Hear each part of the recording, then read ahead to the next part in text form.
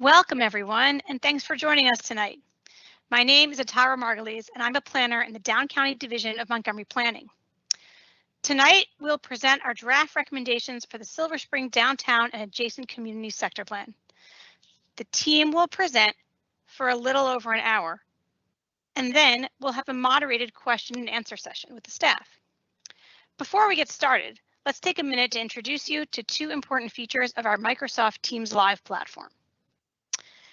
Tonight we have closed captioning available in 6 languages as well as English. If you'd like to add closed captioning, first select the settings gear icon in the bottom right screen and then select Captions Subtitles from the menu that pops up and choose your language of choice. After this presentation, we'll have time for questions and answers. Please feel free to share your questions in the Q&A chat throughout the presentation so we can respond to them. To open up this chat, click the question mark in the top right corner. You can then enter a question in the box that pops up and staff will receive it. We will aim to answer as many questions as we can tonight. We'll also be recording tonight's presentation and we'll provide a link for later viewing on the project website. Now that you are familiar with the online platform, let's move on. We'll start off with a short introduction to the plan for those who are joining us tonight for the first time, and then we'll cover the overall plan goals and vision, the visions and recommendations for the 8 districts of the plan, and then recommendations that apply plan-wide. Over the last 20 years, downtown Silver Spring has been significantly transformed. Today, it is a center for arts, retail, entertainment, and business that draws visitors and consumers from across the county and the region, and it's home to over 12,000 residents. The revitalization of Silver Spring was spurred by the 2000 Silver Spring Central Business District Sector Plan. That plan encouraged the public and private investment that set the downtown on the path to becoming the thriving urban area. This plan is an update to that last plan, because sector plan visions generally look ahead approximately 20 years, and here we are in 2020. So it's time now, in 2021, excuse me. So it's time now to stand here and craft a vision for Silver Spring in 20 years, in 2040. The recommendations in this plan will address land use and zoning, housing, economic growth, urban design, parks and public spaces, transportation, energy and environment, community facilities, and historic resources. Why do this plan now? As we just mentioned, we've reached the end of the 20-year vision of the previous plan, and actually many of the plan recommendations have been realized. The many civic uses in Silver Spring we're familiar with today were a result of the last plan. The Civic Building, the Veterans Plaza, the Silver Spring Library, and the fire station on Georgia Avenue are just a few examples. The millions of square feet built in the last decade, the establishment of the Arts and Entertainment District, and the strengthening of Silver Spring as a retail destination were all recommendations in the last plan. Today, there are new challenges facing Silver Spring that are best addressed through a sector plan. The Purple Line is coming in the near term, and this plan seeks to address both the physical and economic impacts of the Purple Line. There's also a local and regional focus right now on providing adequate housing to meet the needs of current and future residents of the DMV. As the urban areas like Silver Spring are certainly going to be a significant part of any regional housing solution, this is another reason that supports a sector plan for this downtown at this time. We began this plan back in June of 2020. We presented our existing conditions analysis to the community in a similar form to this in February of this year. After our visioning phase in the spring, the team got to work on the draft plan, which we are presenting tonight to all of you, and later this week to the planning board. After the draft is ready for a public hearing, the planning board will set a public hearing date, which will be an opportunity for the community to weigh in on the recommendations. The staff will then work through the plan with the planning board and transmit it to the county council, where there will be another opportunity for public comment and additional refinements to the plan before it is approved by the council. This is all followed by a separate process called the sectional map amendment, through which the zoning code is officially changed to meet the zoning recommendations in the approved plan. Since the early days of the plan, the staff has been engaging stakeholders. We started off the first 6 months of the plan by listening to all of you and understanding what you like and dislike about Silver Spring and what you want to see in the future. Between live and web-based events, we heard from over 500 individuals. We then moved into visioning in the spring of 2021, working through 6 interactive online sessions with stakeholders and receiving hundreds of comments through our online tool, ReactMap. This is a graphic representing the common themes we heard over and over again from stakeholders in response to the question, what do you want to see happen in Silver Spring in the future? We have tried to address all of these through the plan in some way. The sector plan boundary includes what is traditionally thought of as downtown Silver Spring, otherwise formerly known as the Central Business District, and several blocks to the north and east of the downtown core that are within a 10-minute walk of a downtown high-capacity rail station, either at the transit center or the Purple Line station at the library. As many of you are aware, there are numerous ongoing planning efforts that relate to the Silver Spring Plan. Thrive 2050 is the update to the countywide general plan, which sets the goals and visions for the county as a whole. And the Attainable Housing Strategies Initiative is studying how to permit additional housing types in some existing single-family zones. The Silver Spring Plan will align with these other initiatives, in addition to strive to meet the goals expressed by other countywide efforts, such as, but not limited to, the Pedestrian Master Plan and the county's Vision Zero goals. Before we move on to plan goals and recommendations, I want to take a moment to highlight some critically important work that the staff is working on as part of this plan. In 2019, the County Council passed the Racial Equity Bill, which charged the Planning Department to consider racial equity and social justice when writing a master or sector plan. We will talk more about equity and planning in a few minutes, but one of the ways we are incorporating that into our work is to expand our research on the history of a plan area as the context for a plan. Our historic preservation planning staff has done extensive research on the histories of underrepresented communities in Silver Spring. They have focused on the post-Civil War struggle against inequality that has continued up until today. Their work both contributes to the sector plan by identifying equity priorities that have emerged out of the history of Silver Spring, and it stands on its own as a significant body of work. A recording of a recent presentation of this work can be found on our website, and I urge all of you who care deeply about Silver Spring to watch it. Now we're going to move to speak about the plan goals and vision.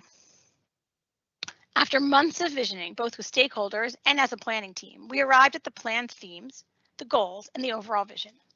The themes are what you see on the screen here: diversity, connectivity, resiliency, and community health. All of our plan recommendations support at least one, if not several, of these themes. However, there is also a broader overarching value that is fundamental to this plan, which is equity. Equity is the connective tissue between the themes. The plan strives to understand the historic advantages and disadvantages that have affected people in Silver Spring, and the recommendations aim to encourage more equitable access to civic resources and investment going forward. On the next few slides, we'll go through the plan goals that relate to these themes. Diversity. Diversity is about strengthening and building upon the unique retail market in Silver Spring with its diverse mix of retail and arts experiences. It's also about providing diverse, affordable housing types to individuals and families of all ages, incomes, and backgrounds, and about celebrating the cultures and communities that comprise Silver Spring today. Connectivity speaks to creating a green network of streets and open spaces that connect the distinct neighborhoods of Silver Spring and meet the needs of both people and the environment. It is about reinforcing the existing bike and pedestrian network and making it even stronger to reduce cars in the downtown. And the plan focuses on improved connectivity across the Metro Rail CSX tracks to increase access to all parts of downtown Silver Spring. Resiliency is both economic growth and resiliency and environmental resiliency. Resiliency itself is the ability to adapt and thrive in the face of change, and recent events have demonstrated how important this concept is to a growing urban area. The goals here are to support sustainable economic growth and development through recommending flexible zoning, development incentives, and public realm and infrastructure improvements, and to reduce the impacts of climate change through sustainable strategies for both streetscapes and buildings. Community health. These goals focus on creating more opportunities to pursue activities to improve our physical and mental health as a community, including active parks and cooler, more comfortable streets and sidewalks. Bringing this all together, the plan imagines a Silver Spring of the future that is diverse, distinctive, and thriving. A downtown that will continue to be a great place to work, do business, and enjoy the arts. A downtown that is home to small independent businesses, cutting-edge tech companies, hubs for science and research, educational institutions, and arts organizations that draw patrons from around the region. Downtown Silver Spring will maintain its uniqueness while remaining an affordable and attractive place to live for people of all ages and backgrounds. New open spaces will support a healthier community for all who spend time in the downtown. The plan envisions an urban area characterized by green, climate-resilient, walkable streets that are safe and comfortable for everyone: pedestrians, bikers, transit riders, and drivers. Some of the key recommendations in the draft plan include the creation of a building height incentive zone in the downtown core, where development projects will be able to realize additional height. The establishment of a connectivity and infrastructure fund, which will support the proposed arrival experience at the transit center, a new pedestrian bridge connection across the tracks, and support strategic utility and streetscape infrastructure improvements. A vision and recommendations for each district focused on key sites which build on the district's unique character and assets. A green loop through the streets of Silver Spring to expand access for all residents to green, safe, and inviting sidewalks, bikeways, parks, and open spaces. The creation of numerous new and enhanced parks and open spaces, including a major renovation of Jessup Blair Park. Support for the expansion of bioscience, technology, and education uses to increase employment in the plan area. And an update to the zoning code to provide increased flexibility for new development, increase affordable housing, and support small business growth, and realize the plan goals discussed earlier.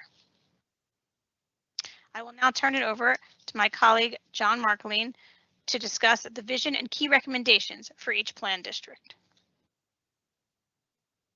Thank you, Tara. Next slide.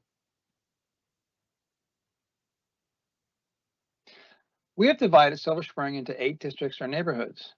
They are ELLSWORTH District, Fenton Village District, the Metro Center District, Ripley District, the South Silver Spring District, Downtown North District, the Falklands District, and the adjacent communities.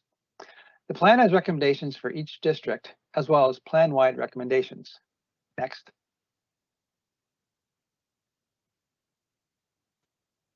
ELLSWORTH District. In the ELLSWORTH District, the vision is that it will continue to be the active heart of downtown Silver Spring, with a greener public realm and exciting flexible spaces that connect Georgia Avenue to Cedar Street. The key recommendations are the redevelopment of the Whole Foods parking lot with mixed-use development in a new open space, a through-block connection to Veterans Plaza, increase the street trees and greenery to cool the public spaces, and increase shared/flexible streets within this district to support the level of activity at Veterans Plaza. Next. Fenton Village. The vision for Fenton Village is to build on and sustain its diversity with new community open spaces, new development to support small businesses, and an expanded presence for the arts. The key recommendations are to create a new park community gathering space along Fenton Street, redevelop key opportunity sites within the district, including Parking Garage 4 and associated parking lots, increase pedestrian connectivity via mid-block connections, and support growth of independent businesses in Fenton Village via improved public realm and specific zoning recommendations. Next. Metro Center. The vision for the Metro Center District is that it will welcome visitors with a reimagined hub of activity with the highest intensity commercial development in the downtown, a world-class public space, and safe and inviting connections to the surrounding districts. The key recommendations are transform the transit center and surroundings into a world-class arrival experience. Reimagine Bonifant Street and Ramsey Avenue as a gateway entrance to the downtown via the Purple Line with a green pedestrian connection to Georgia Avenue. And redevelop key opportunity sites such as the Bonifant Dixon Garage and several sites along Colesville Road. Next. The Ripley District. The vision for the Ripley District is that it will be a vibrant, complete multifamily residential district, steps from the metro station, the Purple Line, and the Metropolitan Branch Trail, with a new central open space and a pedestrian connection to the South Silver Spring District across the Metro Rail. The key recommendations are create a new civic green to serve the district, connect the South Silver Spring via a new landscape pedestrian bridge over the Metro Rail, reimagine Bonifant Street as an active pedestrian connection from the Purple Line station to Georgia Avenue, and redevelop key opportunity sites such as the Bonifant Dixon Garage and several sites along Georgia Avenue. Next. South Silver Spring.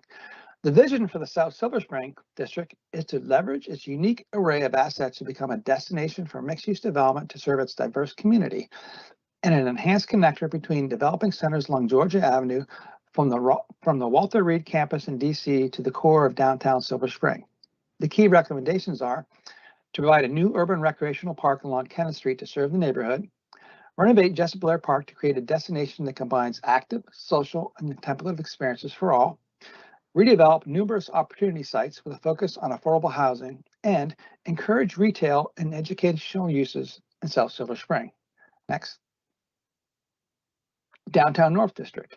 The vision of the Downtown North District is to build on the connection between the state-of-the-art South County Regional Recreation and Aquatic Center and the world-renowned United Therapeutics campus to create a unique health and health sciences focused district. The key recommendations are to redevelop existing parking garages into mixed-use projects with new open spaces to enhance this district, extend a new pedestrian and bike connection from the end of Fenton Street to the new connection under construction at Spring Street, and provide active ground floor uses at infill opportunity sites along Georgia Avenue. Next. The Falklands District. The vision of the Falklands District is to retain its historic fabric of affordable housing south of East-West Highway while embracing the opportunity for higher-end mixed-use development north of East-West Highway. The key recommendations. The future redevelopment of the North Falklands parcel should maintain the existing landscape character of the site, strive for no net loss of market rate affordable housing, and preserve the historically significant Southern Falklands parcel. Next. And finally, the adjacent communities. The vision of the adjacent communities is to be consistent with the recommendations of the Attainable Housing Strategies Initiative. They can include a greater variety of housing types, fully integrated into the existing fabric to allow a wider range of residents to enjoy the valued proximity to the downtown. The key recommendations are to maintain the residential nature of these neighborhoods and preserve the mature tree canopy along the streets. And new buildings should be compatible with surrounding development regardless of building type. Now I will hand it back over to Atara.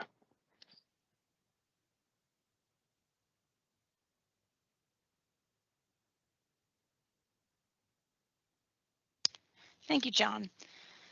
Now that we've walked through all of the planning districts and demonstrated that they are all unique with individual visions, how will these districts still function as part of a whole? How can we connect them in a significant, consistent, and meaningful way that will contribute to the future success of Silver Spring? The answer is the plan's recommendation for the Green Loop. The Green Loop will connect the different neighborhoods of Silver Spring via a green, resilient, comfortable, consistent, multimodal network focused primarily on the local streets that will improve quality of life, offer opportunities for building community, and create an attractive environment for businesses and employers. It will improve the environmental resiliency of a dense urban area, and it will support walking and biking around the downtown. The loop will provide connections between existing and proposed parks and open spaces, promoting healthy choices and making it easier to access the amenities of Silver Spring across the districts. Numerous key opportunity sites in the plan area are located along the Green Loop, as John just described in the district section. The Green Loop is comprised of a central loop, an outer loop, and connectors seen as the dashed lines on this plan that bridge between the two loops. The central loop is the primary component. It connects Fenton Street, Cameron Street, 2nd Avenue, East-West Highway, and across Burlington Avenue in a loop that moves through and around the central districts of the plan. Many of the primary public spaces in Silver Spring are located along or near this loop. The outer loop will primarily serve those who are coming to the downtown from the surrounding areas, and it is connected to the majority of the peripheral parks around Silver Spring. Linking the central and outer loops are the connectors that allow a smooth transition between those two loops by providing multimodal streets that are shaded and comfortable for residents, workers, and visitors to access parks and public spaces in downtown Silver Spring. The plan recommends a list of elements to include on Green Loop streets to the extent possible. These are prioritized and include sidewalks, bike lanes, canopy trees, stormwater management, cool pavement surfaces, native plantings, wayfinding, and smart street elements such as solar lighting and electric vehicle charging stations. The plan also includes example sections of how the Green Loop elements can fit into the right-of-way, particularly along the central loop. Another key connectivity challenge in downtown Silver Spring are the Metro Rail CSX tracks. While clearly Metro Rail service is fundamental to Silver Spring's success as an urban area, the above-ground tracks effectively cut off South Silver Spring from the rest of the downtown. The plan recommends improvements to all existing connections under and over the rail to make them safer, more pleasant, and as multimodal as possible. In addition, the plan recommends a new connection that would provide a key link between South Silver Spring and the Ripley district. The plan envisions a landscaped pedestrian bridge accessible to all that would connect South Silver Spring to the center of the downtown and provide a more direct pedestrian route to Fenton Village. This connection would be located between the Bennington and the Silverton in South Silver Spring, cross over the rail, and land at the intersection of Dixon Street and Silver Spring Avenue in the Ripley district. The bridge landing would tie into an open space proposed along Silver Spring Avenue, and from there it is a short walk to Fenton Village. The bridge would also provide a connection to the Metropolitan Branch Trail, which will connect to Union Station to the south along the rail and to the Capitol Crescent Trail at the Transit Center, just to the north of this point. Now that we've taken you around the plan, through each district and over the tracks, let's zoom out a bit and review some of the key plan-wide recommendations. We'll start, with land use and zoning. The land use and zoning goals focus on incentivizing the redevelopment of underutilized sites throughout the plan, increasing the amount of parks and open spaces in the plan, but particularly in districts where the need is greatest. Encourage residential development that provides both diverse housing types and a diverse mix of unit sizes, the preservation of key historical and cultural resources, and maintaining the light industrial zoning at the south end of Fenton Village to preserve the key community serving local businesses in that area. The key zoning recommendations include increasing flexibility on parcels zoned commercial residential, or CR, by assigning the same maximum FAR as allowed by the zoning code for both commercial and residential uses, so that a given CR parcel may develop according to the market demands at the time. Rezoning the existing R60 parcels that are on the same blocks as CR parcels in Fenton Village. The plan recommends these parcels for CRN, which is a neighborhood zone, with effectively no commercial development permitted by setting the C or commercial value to 0. This rezoning would allow small multifamily housing on these blocks as a transition between Fenton Village and East Silver Spring, and to meet the plan's goals of diversity in housing. And as is typical, the plan updates defunct zones and brings several existing non-compliant properties into compliance. The plan also proposes changes and additions to the existing overlay zones. A new building height incentive zone, shown here in orange, is proposed. Properties in this zone pursuing optional method development would be able to achieve a significant height increase above the mapped height by contributing to a new connectivity and infrastructure fund. The plan recommends a handful of revisions to the Fenton Village overlay zone, including several provisions to support the development of appropriate spaces for small businesses. And the existing Ripley South Silver Spring overlay zone will be revised by removing the parcels in the Ripley district from that zone and refining the text so it only applies to South Silver Spring. In addition, the plan identifies several optional method public benefits as high priorities, including, but definitely not limited to, affordable housing, streetscape improvements, tree canopy, and public open space. Today, there is currently over 12 million square feet of untapped potential mapped in the plan area. Overall, the land use and zoning recommendations strive to incentivize redevelopment throughout the plan through either zoning adjustments or these overlay zone provisions. Next, housing planner Lisa Gavoni will present the plan's housing recommendations. Thank you, Atara. Next. Good evening, everyone. My name is Lisa Gavoni, and I'm here to talk about the housing recommendations in the Silver Spring downtown and adjacent communities plan. First, I want to highlight that these recommendations are not happening in a vacuum. There are a number of ongoing and recent initiatives that have helped inform the creation of the housing recommendations in the plan. First, in 2019, the Metropolitan Washington Council of Governments established regional housing targets to address a growing supply gap and affordability issue in the region. To meet our housing goals and obligation, the county needs an additional 10,000 housing units by 2030 to meet future housing demand from population and job growth. The plan also represents the first opportunity to implement the vision for housing laid out in Thrive Montgomery 2050. the 2021 update to the county's general plan that lays out a long-range policy framework that will guide future land use and growth. Thrive Montgomery's housing recommendations, found in the Housing for All chapter, has wide-ranging policies to help make housing more attainable, including increasing housing production and preserving existing affordable and attainable housing. This plan also supports strategic alignment with the recommendations in attainable housing strategies to create more equitable mixed income neighborhoods and to ensure that exclusively single family zoning is not a barrier to development in an area like Silver Spring with its many amenities in transit and employment accessibility. Next. There are a number of housing goals that build upon the policies and practices in Thrive Montgomery 2050, including expanding opportunities to increase residential density, especially along major corridors and in locations where additional housing can assist in the development of complete communities. Then we have facilitating the development of a variety of housing types in every part of the county, but especially in areas like Silver Spring that are near transit, employment, and educational opportunities. Next slide. Other goals include supporting creative housing options, including personal living quarters and micro units, missing middle housing such as tiny houses, cottages, duplexes, multiplexes, and small apartment buildings. Also shared housing, code housing, accessory dwelling units, social housing, and cooperative housing to help meet housing needs and diversify housing options. Next, we have increasing the number of income restricted affordable housing units, especially for low income households, and prioritizing the use of public land for co-location of housing and other uses, particularly where government agencies design new facilities or dispose of real property. Next.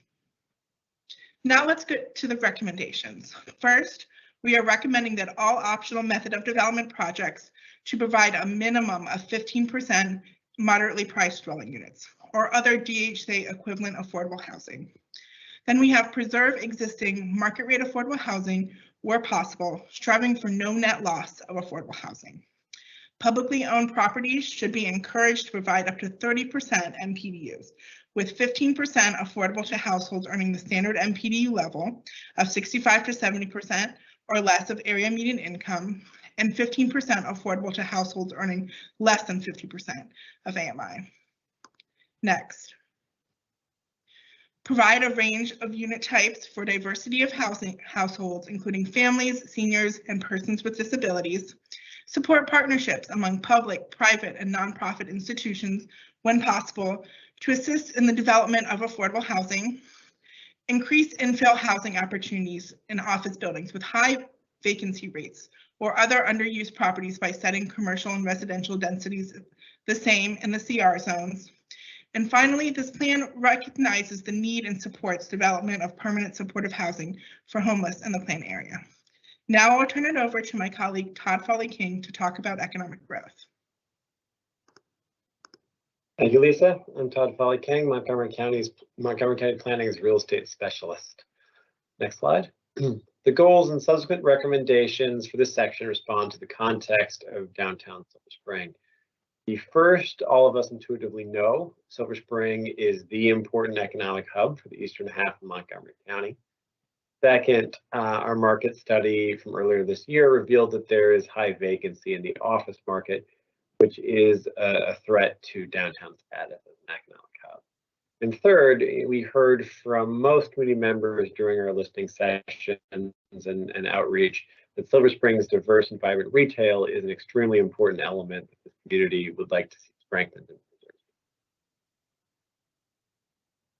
The goals subsequently respond to that context, firstly by establishing directly as a goal, making Silver Spring again into a premier office market. The second, to improve the public realm as a way of making Silver Spring more attractive to businesses, retailers, and consumers is something the county can directly do and control. Third is, again, to strengthen that unique retail market and to encourage economic growth that will be sustainable. To help the office market reduce the high vacancy that we see today, we are recommending encouraging the conversion of obsolete office space along the lines of the Guardian Building project on Cameron Street, which is shown in the graphic here on the right. To ensure the viability of retail, we recommend limiting new ground floor retail to the established retail nodes in downtown Silver Spring.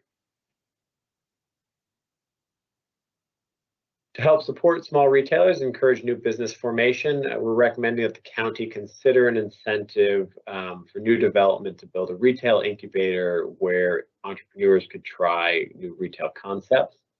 We also recommend a subsidy to help the fit out or the cost to take an empty concrete shell and build the finishings that shops require for retail spaces that are 2,000 square feet or smaller.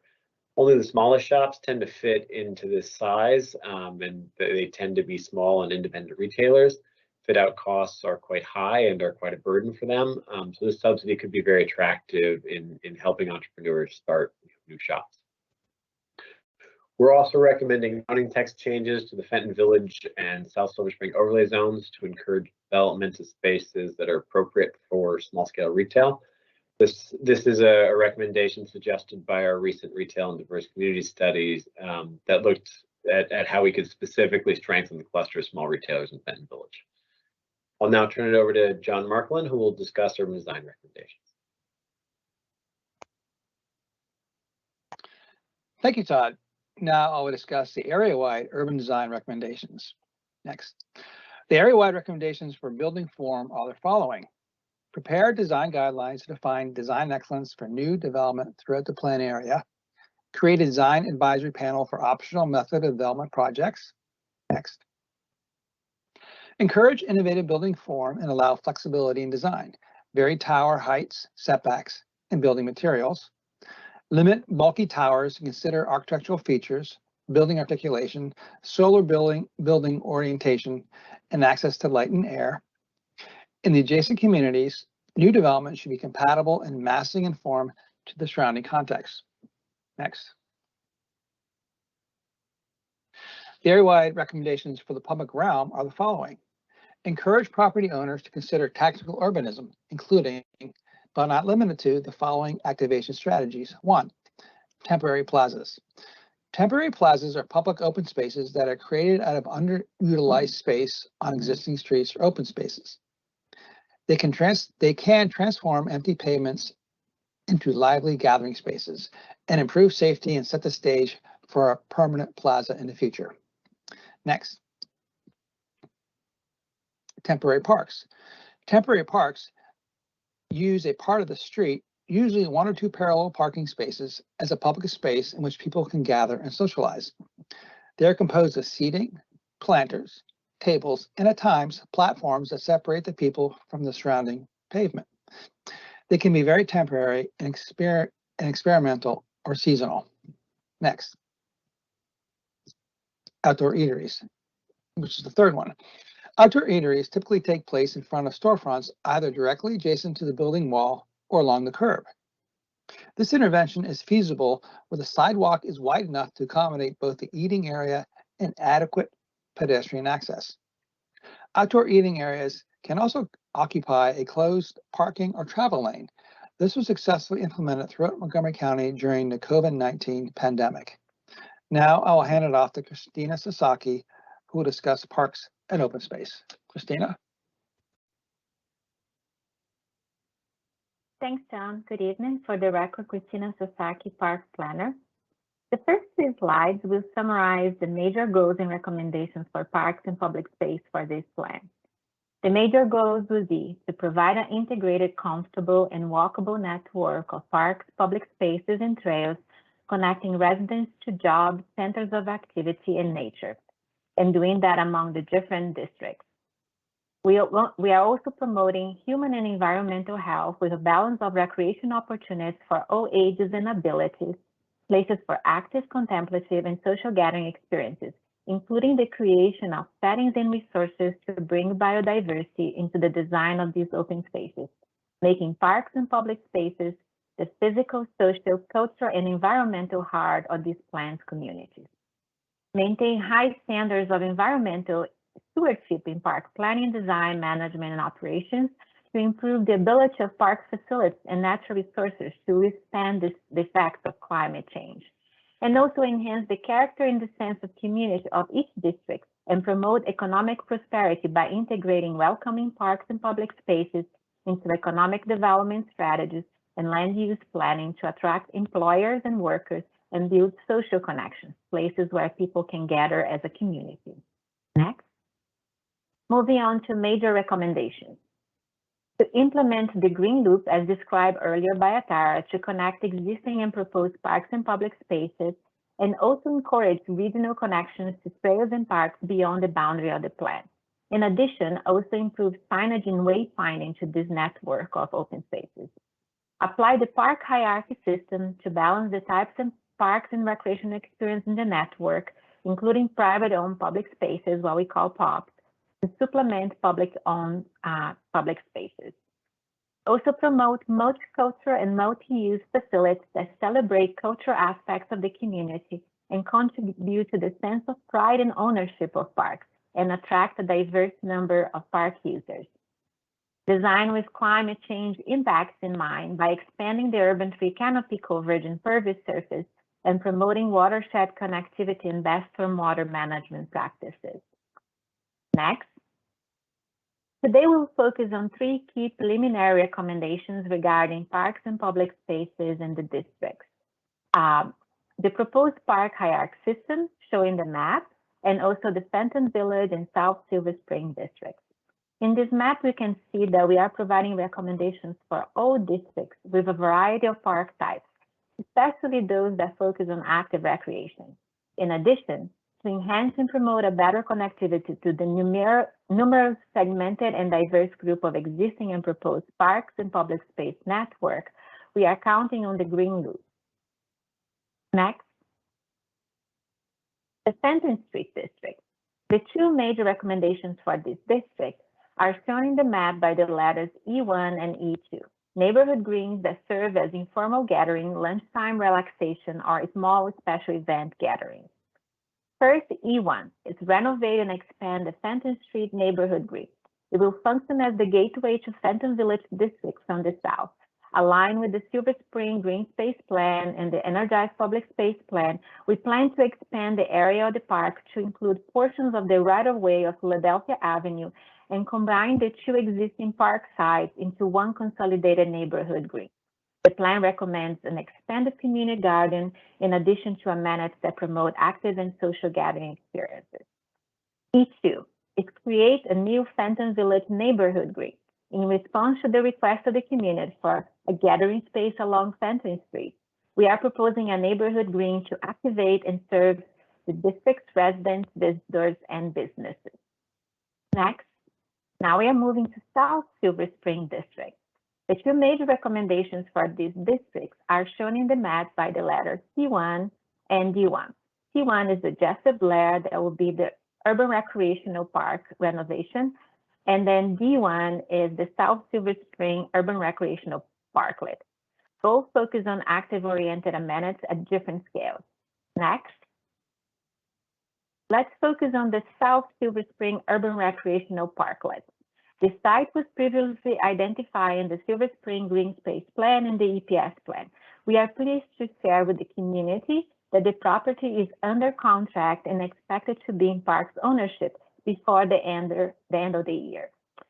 The vision here is a key active recreation destination in South Silver Spring District.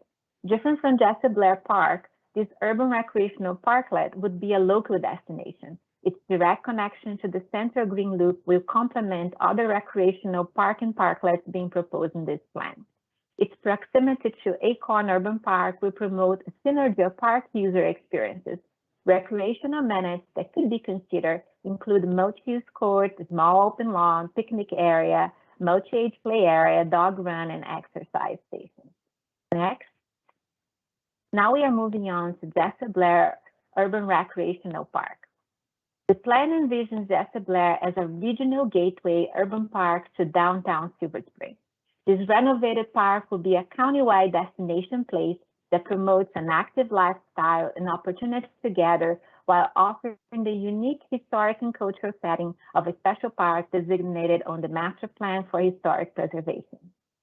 The Parks Department is developing a concept plan for this park concurrent with the sector plan process in order to coordinate its analysis and design and to capitalize on the synergies that the planning process can bring to the future redesign and implementation of improvements to this site. The recommendations are to improve the physical and visual access to the park through the green loop connections, to the additional pedestrian crossings, by activating the corner and edges of the site with public art, by introducing wayfinding to and inside the park, by coordinating a better connection with the Judith Blair Park, and also exploring ideas of open street programs. We are also organizing the program of this park into experience zones to add variety and diversity of uses. We are also proposing a cultural art loop, an internal perimeter trail with key locations combining historic signage, art, mileage markers, benches, and fitness equipment along its path to integrate the different zones inside the park and activate the edges of the park. We are also proposing the creation of an organization, Friends of Judith Blair Park, to engage in the community to activate this park. It's creating a framework for an inclusive and collaborative approach to promote recreation opportunities to all. And last, we are also pursuing a partnership with DC Office of Planning to see if we can work it out, some agreements on how to activate and how to develop the park since its edge location with the District of Columbia. Next, we put together some image boards to give a glimpse on what this park can bring to you based on each of the zones. So the contemplative zone. Inside the contemplative zone, consider going beyond the traditional passive uses by introducing active programs such as yoga, tai chi, and other activities that can benefit of the natural settings of this location, including its beautiful restored historic building. There is an opportunity for a partnership with a future tenant of the historic building who will help activate the contemplative zone while securing its unique historic setting. Next, moving on to the social zone. The social zone can accommodate a variety of uses such as a cafe, a flexible lawn area for events, a stage, amphitheater, a dog park, and any activity that promotes social gathering. In the next two slides, we're going to be showing examples of the active zone. The active zone can accommodate multi-age play areas as shown in the slide that you are seeing right now. Important to provide shaded areas, and being Judith Blair, with a lot of tree canopies, consider the existing tree canopies on the site. And next, also multi-use sports, zip line, skate park, and other activities that will help keep the community active and promote healthy choices. With that, a park recap to finalize the parks and public space section. Each district gets a new and renovated proposed park and public space. We're going to have the green loop system that will be integrating the network of proposed and existing parks and public spaces and trails. And also on the South Silver Spring, we're going to have a new and also renovate active recreation destinations with the South Silver Spring and Judith Blair Recreational Parks.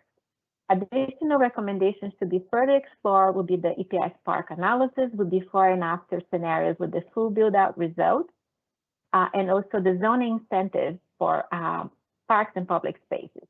That concludes parks and public space draft recommendations. Next, Easton Thompson will be covering transportation recommendations. Thank you. Thank you, Christina. Hello, everyone. My name is Ifton Thompson, and I'm the transportation planner on this team. Today, I will be discussing the draft transportation recommendations within the plan area. Next slide. There are a few new bikeways we are proposing as part of this plan to build upon the bicycle master plan. The map to the right shows bikeways that currently exist within the boundary as of today and what we recommend for the future within this plan. New bikeways to be recommended within the plan area are separated bike lanes along Blair Mill Road, King Street, and Silver Spring Avenue. The plan will also propose to connect the Fenton Street Breezeway to the Capitol Crescent Trail to provide a direct and efficient route between the two areas. Lastly, we are recommending that the Montgomery College Bridge, be expanded or improved to allow the use of bicyclists. This will allow bicyclists direct access to the Metropolitan Branch Trail and the upcoming Fenton Street cycle track. Next slide. The planned area offers a robust transit network for people to get to and from work, home, school, and other activities. The plan recommends continuing to pursue the long-range plan in providing dedicated bus lanes along Colesville Road from the Silver Spring Transit Center and providing BRT stations and routes along Georgia Avenue. Existing and future bus stop amenities within the planned area should be upgraded to include shelters and real-time bus arrival displays. The Van Gogh Circulator should also consider expanding its service to include Jessup Blair Park and Woodside Urban Park. Next slide. The planned area demonstrates a pedestrian-oriented community that offers a wide variety of employment, commercial, and recreational amenities within walking distance of transit facilities and residences. This plan recommends upgrading all intersections to high visibility continental crosswalks and sidewalks on both sides throughout the planned area to improve pedestrian connections. The photo to the right demonstrates a high visibility continental crosswalk. Next slide. Protected crossings are recommended in specific areas throughout the planned area to provide safer crossing conditions for pedestrians. The map shown identifies the location of each recommended protected crossing. Each location will need to be evaluated further to determine the most appropriate traffic control device.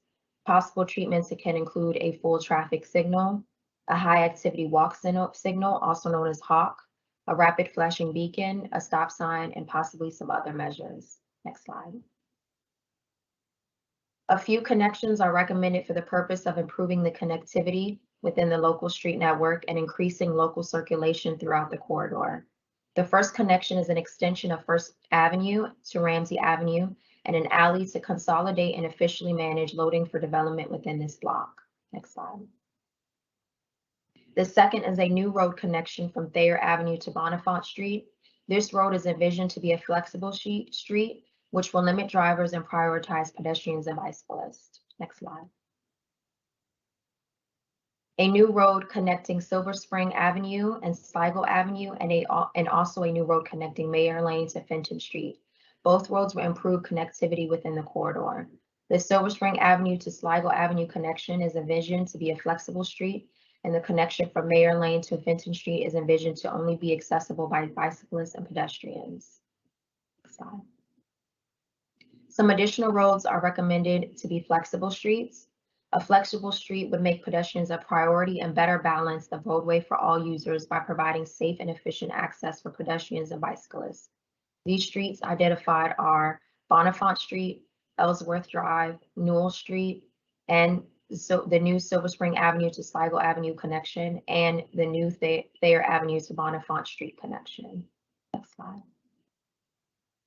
This plan recommends promoting a parking policy that supports an urban area that is well served by transit and is easily accessible on foot and by bicycle. Existing and future underutilized garages should be explored as redevelopment opportunities while ensuring adequate public parking is provided. This plan also supports the department's draft urban and loading management study, which includes recommendations such as consolidating loading zones on streets with high density, utilizing and implementing specific loading signage rather than no parking restrictions, and reallocating a small portion of the ground floor of underutilized parking garages to serve as micro distribution hubs. Next slide. The Silver Spring Transportation Demand Management Committee provides services to encourage the use of transit and other commuting options in downtown Silver Spring with 4 major goals, including managing the mode share data. The mode share data measures the percentage of non-drivers arriving at a destination within a defined area during the peak period. Under the prior sector plan in 2000, the mode share growth in downtown Silver Spring was 46%, and downtown Silver Spring has been consistently exceeding the goal by 8%. Downtown Silver Spring is expected to continue conceding the current goal once the recommendations outlined in this plan are implemented, the purple line opens, and the increase of teleworking opportunities within the plan area continues. Therefore, we recommend expanding the goal to apply to both commuters and residents and to increase the percentage to a combined average of 55% for both groups. This concludes the transportation section of the plan. I will now pass it to Tina Schneider, who will discuss draft recommendations for a resilient downtown environment. Thank you.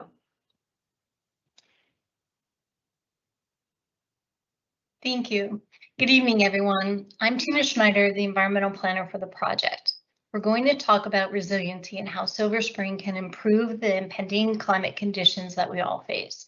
In addition, these recommendations will bring us closer to meeting the objectives of the county's climate action and thrive plans for a more resilient and healthy future. So what is environmental and economic resiliency? It's the capacity to survive, adapt, and thrive in the face of climate change.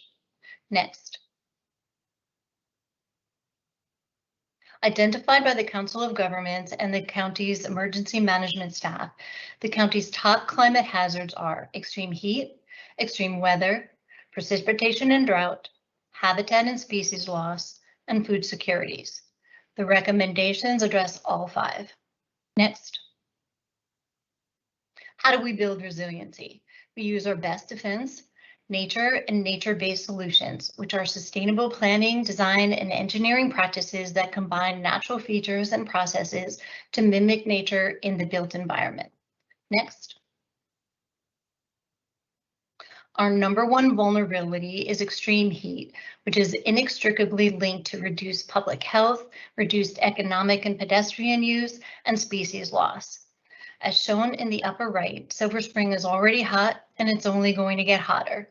To sustain urban activity and urban biodiversity, we must protect our outdoor spaces and make them cooler and bearable in the face of accelerating temperatures. To do so, we're recommending the following. Prioritize the hottest areas for urban tree planting and encourage a minimum of 35% green cover on all new development. Green cover can include an intensive green roof, 6 inches or deeper, and native tree plantings, or a combination of both. We're also going to be recommending applying the Cool Street Design Guidelines, and I'll discuss those momentarily. Next. So let's look closer at our priority tree planting areas and why we selected them. The 2 heat maps shown on the left are the hottest areas in Silver Spring. The red is transitioning is the hottest areas, and the cooler areas are the green areas. The map on the right shows dark purple streets, which are priority planting areas aligning with the hottest areas in Silver Spring. Lighter purple streets are secondary planting areas since they are a bit cooler. Many of the priority and secondary streets are within the proposed green loop. Next. The Cool Streets guidelines are being written right now by the consultants Roadside and Harwell. It will provide a series of additional strategies and recommendations to reduce the rising temperatures of Silver Spring's roads and public and private open spaces. Next. Reaching the county's net zero climate goals by 2035 requires the elimination of fossil fuel consumption. Since buildings emit 29% of the county's carbon and greenhouse gas emissions, designing buildings to net zero standards is imperative. Our recommendations are optimizing building and site orientation to maximize passive and active solar energy, and support and encourage on-site alternative energy, solar, geothermal, and/or other renewable resources and energy technologies. Next.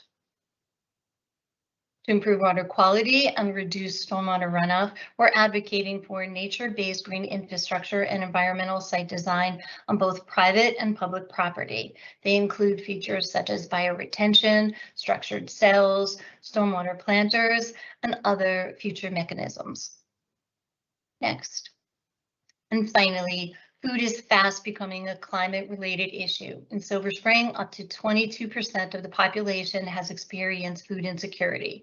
A growing solution and trend to addressing food insecurity is urban agriculture. It increases access to local nutritious food, boosts the local economy, reduces environmental impacts, increases soil and water quality, sequesters carbon, and increases biodiversity. It's a win-win. Our recommendations include new allowances such as commercial food kitchens and processing, rooftop farms, as well as supporting community farms and composting. In conclusion, we think these recommendations will aid in making Silver Spring a more climate and economically resilient community for years to come. This completes my section. Jesus Bake will now discuss community facilities.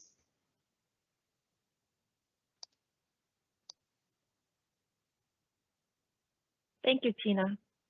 For the record, this is Jesus Beck, Schools Planner at the Countywide Planning and Policy Division. Many of the civic and community facilities in downtown Silver Spring were actually recommended by the previous plan. These include the Veterans Plaza and Civic Building, the Silver Spring Library, the new fire station, and the District Court. In addition, the restoration of the Silver Theater and the establishment of senior housing facilities also emerged from the previous plan. This plan focuses on safety and security and increasing the presence of educational institutions in the downtown. The plan recommends increased street lighting and a future wayfinding study for a safer downtown that is easier to navigate. It also recommends additional support and housing resources for residents facing housing insecurity. Finally, the plan recommends expanding Montgomery College's presence in the downtown, particularly in South Silver Spring, close to its existing campus, and supports the full integration of its services into the neighborhood. The focus of schools in a master plan has typically been about the potential enrollment impact from new housing. The land use vision of this plan can allow the downtown area to accommodate up to 11,000 additional multifamily high-rise units. That doesn't necessarily mean that this amount of housing units will be built, but for school planning purposes, we hypothesize a maximum build-out scenario and then estimate the number of students based on that. So using the current multifamily high-rise student generation rate for infill impact areas, the plan can potentially generate up to 374 elementary students, 165 middle school students, and 176 high school students from new development in the downtown area. This didn't automatically be interpreted as we need that amount of additional school capacity now, because depending on how the enrollment trend looks like when any new units are ripe with school students, there is a possibility that the existing facilities will have surplus capacity to absorb the additional demand. For this reason, MCPS actually relies on a shorter range forecast for their school facility planning strategies. For the adjacent communities, we don't have an official student generation rate for the type of housing envisioned yet, but using a hypothesis based on the current multifamily low-rise rates, which these types of units are categorized as currently, the overall impact from a single-family detached unit turning into a multiplex unit is expected to be minimal. In addition to analyzing enrollment impact, one thing that this plan envisions in terms of schools is the possibility of an innovative school facility.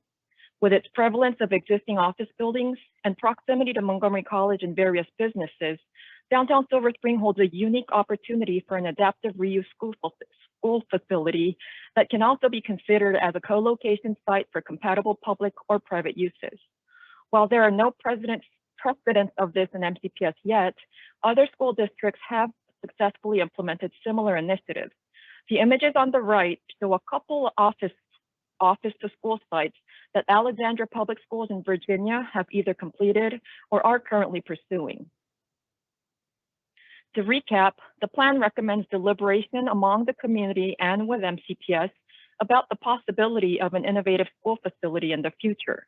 Also, the housing and enrollment trends are to be monitored continuously so that MCPS can pursue the appropriate capacity planning strategies when it becomes necessary. Next, we'll hear from John Liebert about the plan area's historic resources.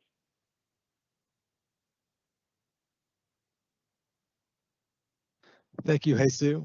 I'm John Liebert, a historic preservation planner, and I will be discussing the recommendations for historic resources within the plan area.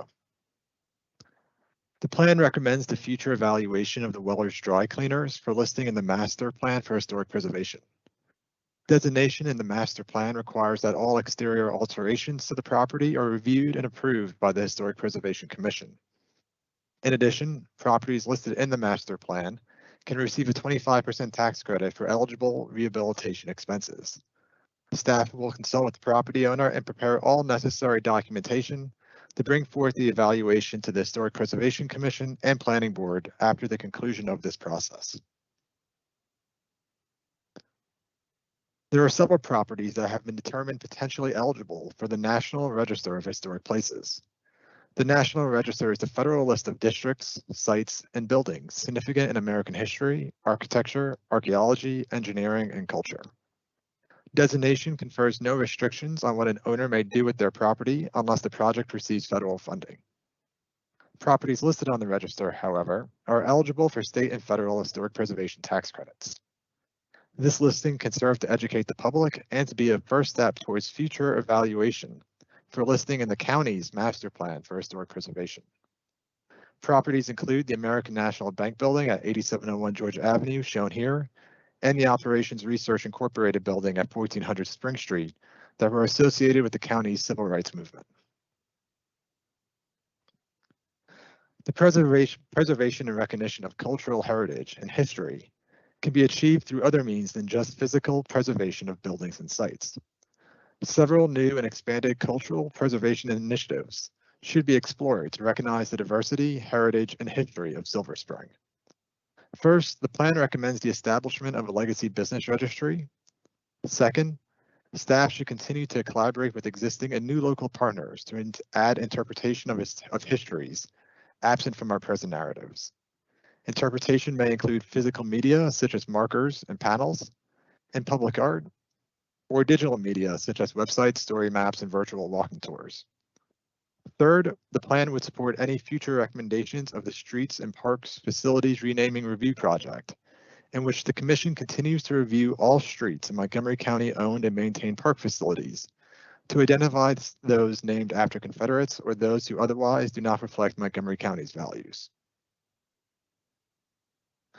The proposed Silver Spring Legacy Business Registry would recognize that small local businesses make critical economic, cultural, and social contributions to the downtown.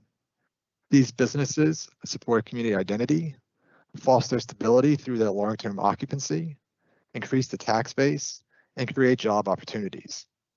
The creation of the registry is supported by the Retail and Diverse Community Study completed in 2021 that listed legacy business designation as a tool to incentivize the preservation of local businesses. Historic preservation staff would refine eligibility criteria as needed, research and document qualifying businesses, and present the findings to the Planning Board. Establishment and completion of the registry will allow future analysis and recommendations for potential interventions to support these places. This second phase of the project would explore established legacy business programs in other jurisdictions, the types of incentives provided to business and property owners, and the recommendations outlined and review the recommendations outlined in the Retail and Diverse Community Study. Historic preservation and research planning staff will coordinate with Silver Spring business owners to discuss areas of greatest need before recommendations are presented to the Planning Board. This concludes our summary of draft recommendations for the Silver Spring Downtown and Adjacent Communities Plan, and I'll pass it back to Atara Margulies now to close the presentation.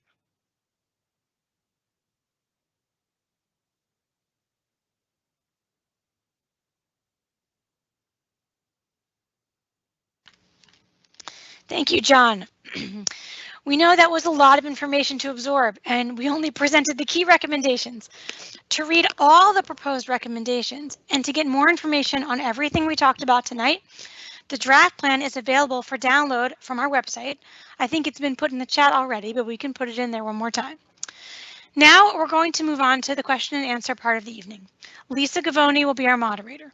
We'll get through as many questions as we can. If you submitted a question and it does not get addressed tonight, we are always happy to answer questions via email or phone.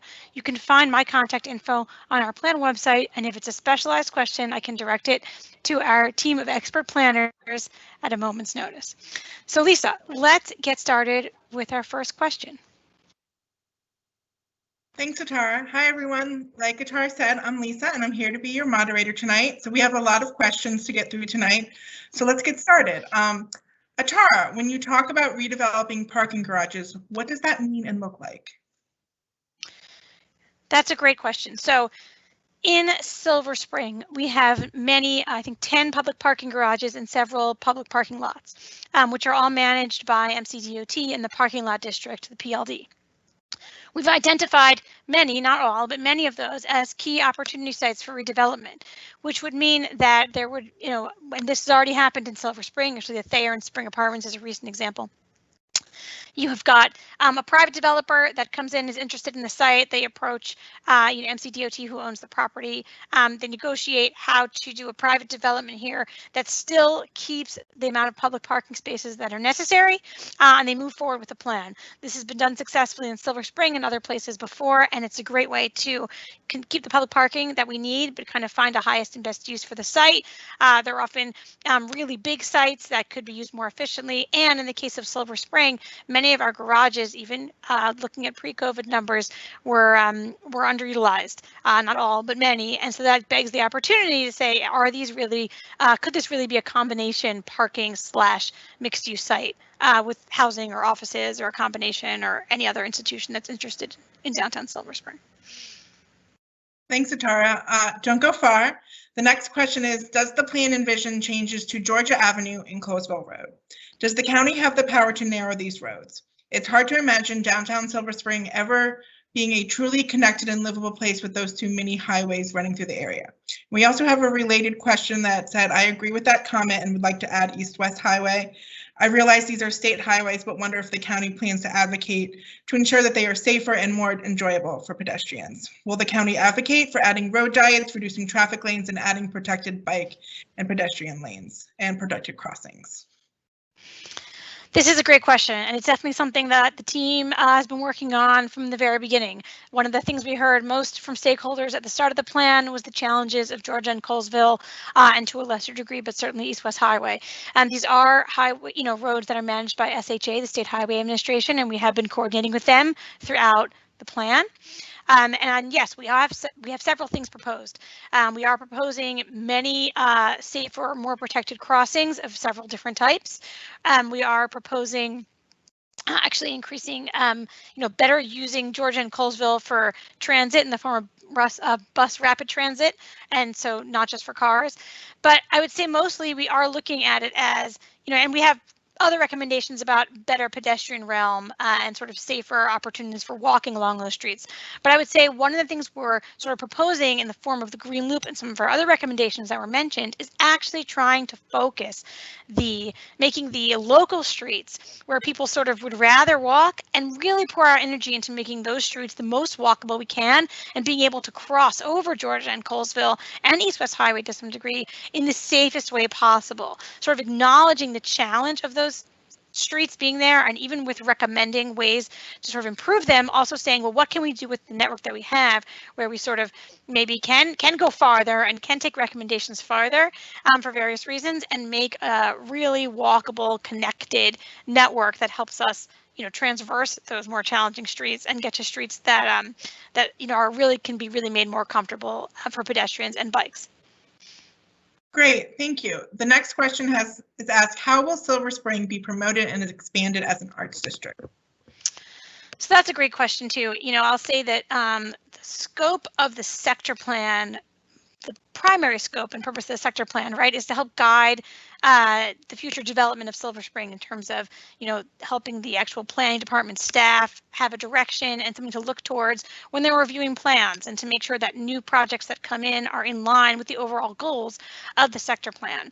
So to that end, however, we do have a lot of recommendations in the plan, and actually some of those are not the ones that were presented tonight, but I really encourage everyone who's interested to download the plan. The PDF does come with bookmarks, so you can sort of scroll through. And there are numerous places where we mention things that would be great that could happen that would strengthen the arts and entertainment district. We talk a lot about public art supporting local artists. We talk about potential partnerships that could happen in the future that would really be wonderful for the arts and entertainment district. Some of those things fall slightly outside the scope of what we can actually enact sort of as a planning department, but we do have a section at the end of the plan in the implementation section called partnerships, where we talk more about that and why the arts and entertainment district is so important. Great, thank you.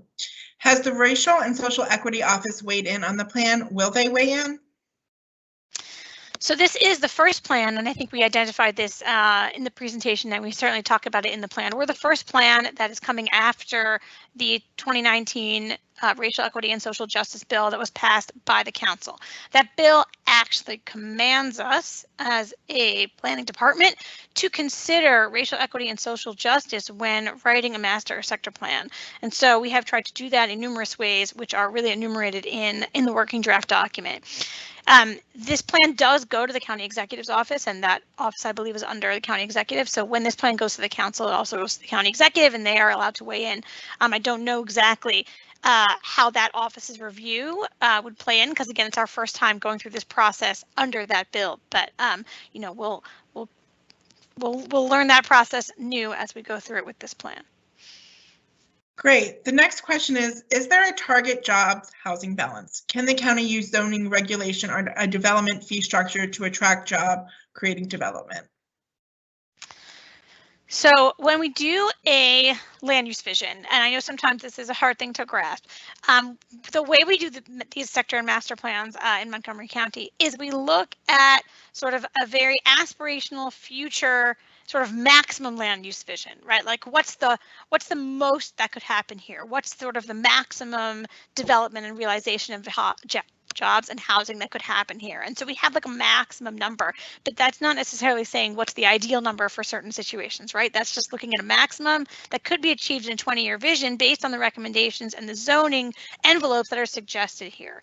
That being said, you know, what we're trying to do in this plan, and I think what we try to do in every sector plan where we're focused on an employment center, is to say, what can we do within the scope of a sector plan as a planning department? What can we do to encourage jobs? So one thing that we can do is use, you know, all the zoning tools we have at our disposal to incentivize development of underutilized sites, right? And really encourage and make it worthwhile to bring new development to Silver Spring. The second thing we can do, which I think we're focused on quite a bit in this plan, is really strengthening the public realm. When the streets and the parks are great, then people want to go there. That's you know, that's definitely a fact of our human experience. And typically you see places have a really great public realm. That's a place where people want to bring their businesses and a place where people really want to work. And so those things work together to bring more jobs. And those are the main sort of avenues that we're using in this plan to try and bring more businesses to Silver Spring in the future and increase the employment numbers. Thank you. The next question has to do with the height incentive zone. Isn't there already a building height incentive zone? A 23-story building is almost finished. So no, there are, you know, there's the zoning that exists today, which is really a translation from the old previous plan that we've talked about a few times. We have several parcels in the plan that have heights of up to 200 feet today with the existing zoning, not talking about anything proposed within this master plan. So of course we have numerous tall buildings in downtown Silver Spring, but it does not they don't nearly go as high as the zoning code would allow. And so we are proposing a building height incentive zone around a certain portion of sort of the central commercial core, if you will, of the downtown. And if you read the implementation section, and I will say again, this is sort of an overview presentation, right? When we present later this week to the planning board, and actually if you download the draft, the last section of the plan has more details on how we plan to use that zone to incentivize development of underutilized sites, which is a fact in downtown Silver Spring that we have many of those, and that's one of the major goals of this plan. Thanks. So the next question I'm going to take, I'm going to let our Tara take a little bit of a breather because she just went through rapid fire questions. And the question is, will the housing goals specifically include preservation and expansion of housing for low income residents, 50% AMI county average income? And the answer is yes. The plan includes both goals that have to deal with preservation. We're striving for no net loss of affordable housing in this plan, which means that if a market rate affordable development redevelops, we would want to see we would increase their density. We would want to see that exact number of market rate affordable housings redeveloped as income restricted affordable housing. That's something we did in the Veers Mill plan, and we're looking to recreate that here. And we're also taking some guidance for Thrive. In terms of lower income residents, we do have a goal to meet that lower income AMI. Implementation really falls on our partners for this. The MPDU program, which is the main tool, inclusionary zoning, that's part of the zoning code, really only meets 65 or 70% AMI, and anything lower or any alternative financing would fall on our partners, primarily at Department of Housing and Community Affairs and our nonprofit agencies, but that is a goal of the plan. And so the next question I'm also going to ask myself is, other communities have found that investors purchase apartments and the few affordable units do nothing to grow generational wealth. Has any thought been given to requiring an optional method project to build condos with the same percentage of affordable housing? So condominiums have the same percentage of affordable housing. We are recommending that if there's an optional method condominium project, that they provide 15% MPDUs, which is affordable to households, 65% AMI to 70% AMI, depending on structure. So that will be a requirement of condominiums. The next question is for you, Atara. How do you envision Wayne Avenue from Fenton to SSI looking in 10 years? What is the range of development this plan will permit along Wayne Avenue? So actually, we'll speak to the 20-year vision because that's how we think about the plan. You know, at a master plan stage, we're not thinking about sort of phases in shorter term, and at least within the plan boundary, which is, you know, sort of all we can speak to. You know, Wayne Avenue is of course going to have the purple line running on it, and so that's going to be sort of transformational, and that's happening, you know, outside of the sector plan. And there's, you know, a few opportunity sites that have been identified. The major one is the idea that the Whole Foods parking lot may one day be a site that we look for development. You could always put the parking underground. Of course, there'll still be parking to serve the retail uses there, but you could have the parking underground and a mixed use development on top, and a nice open space that connects and sort of takes a transition down to Veterans Plaza. And that's something that we're looking at, you know, looked at in the plan as sort of a vision for that area. On the south side of Wayne, the block that is sort of that first block is among the blocks in the plan that we are proposing be rezoned from R60, which is a solely single family residential zone, is to be rezoned to what's called CRN, which is really a sort of neighborhood adjacent to a downtown area zone. We would make the C 0, so it doesn't have, no commercial development would really occur there. It would just be a little bit higher density residential in the event that the single family homes there were sold at some point in the future. If an owner decided to move, that their house could be redeveloped into a multi-unit, a small multi-unit development. And we feel that the block that is along the the transit line that's coming is a block that could handle that, and that there is a need for more types of housing close to the downtown and proximate to transit. And that block's a great opportunity for that. I would say that's our long-term vision. You know, if we're sort of setting up a framework for that to happen, but of course, as with all sector plans, the vision is just a vision, and it's aspirational, and we can't always predict what will happen, but that's what we've put in the plan at this moment. Great. The next question is, what are the recommended changes to Fenton Village and the South Silver Spring overlay zones? All right, so I don't want to get into too much weeds here, but it is in the plan. If you download the PDF and take a look, the Fenton Village overlay zone, we're going to add some language to help support creating spaces that actually would work for small businesses based on the sizes of spaces that we see small businesses are using in Fenton Village and in Silver Spring today. So there's a few recommendations that we're making to that end. They were really drawn from our earlier work in the Retail and Diverse Community Study that was mentioned several times in the presentation that was done earlier in the year by the department. That actually Silver Spring was one of the target areas it looked at, and we really tried to pull recommendations from that study and apply them in this sector plan effort. Other adjustments are really just sort of trying to even out the boundary of that overlay zone and make it make a little more sense, so that it includes sort of all the CR parcels on in the transition from Fenton Village to East Silver Spring, instead of leaving a handful out, which I think is just a reflection of how it developed over time. So just sort of cleaning it up. And in terms of South Silver Spring, so right now there is a Ripley / South Silver Spring overlay zone, and we're proposing to sort of not remove it from Ripley. There's a lot of development that's happened there. There's sort of less need to incentivize future development in Ripley at this point, and instead leave the overlay zone on South Silver Spring and sort of take a look at the language and adjust it so it only applies to those parcels, and actually potentially include some language there as well to support small businesses coming to South Silver Spring. Great. The next question is, what about creating an equivalent to Eastern Market in Silver Spring? That would be exciting. We've got, we don't usually propose sort of uses like that in the plan. We sort of set up zoning, and then we talk about public places that could be activated in numerous ways. And I think there are many uses that could be envisioned within the plan, and we try and keep the recommendations relatively high level when it comes to sort of program. Great. The next question has to do with historic preservation. How is the plan going to preserve historic buildings like those on Bonifant Street? Thank you, Lisa. I'll take that question. So this is, I'm Rebecca Ballo with the Historic Preservation section. So when we're looking at Bonifant Street, the Historic Preservation section and the research planners actually think that that is going to be one of the streets that may figure the most prominently within our newly proposed Legacy Business Registry.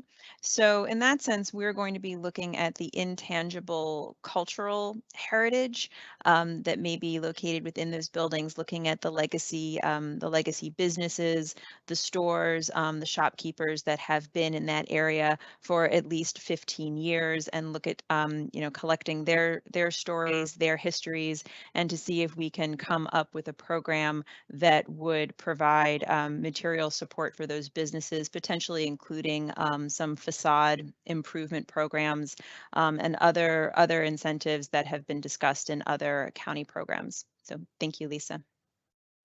Thanks, Rebecca. The next question has to do with green space near the Silver Spring Purple Line Station. Will it be used as a park or active space? For example, could the supports for the elevated Purple Line be used as a rock climbing wall for a concession to a rock climbing small business? So I think this question is asking about sort of the existing space that's under the Purple Line Station. And so this, that once the construction is fully complete, we'll see what sort of space is left there. There's definitely going to be some, need for interim activation of that space. It is a WMATA, owned by WMATA, but I think there's a long-term vision in the plan about, some great, cool things that could happen there with the future development that engages the rail. But I do think that is sort of a long vision. And in the short-term vision, we talk about sort of, temporary ways you can activate spaces that are not currently being utilized. That'll be a big one. And I think we're hoping to generate some exciting ideas about what temporary uses could take place there. Great, thank you. The next question is also about parks.